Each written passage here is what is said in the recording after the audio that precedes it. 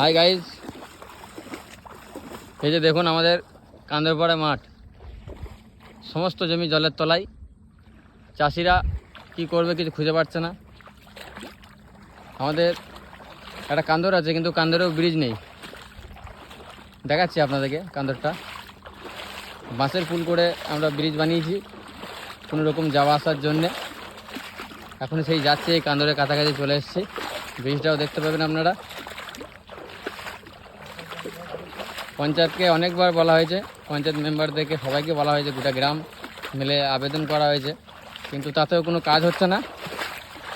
আপনারা দেখুন, এই যে আমাদের বাঁশের ব্রিজ, এত রিস্ক নিয়ে আমরা এই বাঁশের ব্রিজে যাতায়াত করি।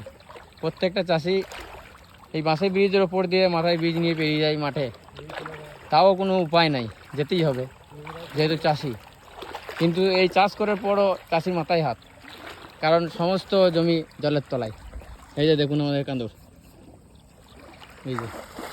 এই যে পেরিয়ে যাচ্ছে, এই যে পেরোচ্ছে দেখুন। এত রিস্ক নিয়ে আমরা পেরিয়ে যাই এই মাথায় বীজ নিয়ে। হ্যাঁ, আমরা সরকারের কাছে আবেদন করব যাতে এই ব্রিজটা নিয়ে কিছু মাথায় চিন্তা ভাবনা করে। এই দেখুন, এই যে বাঁশের ব্রিজের উপর আমরা এখন চেপে আছি। কিচ্ছু করার নাই বস, এটা সময়পুর, এর থেকে বেশি কিছু আশা করা যাবে না। এইভাবেই পেরিয়ে যেতে হবে আমাদেরকে।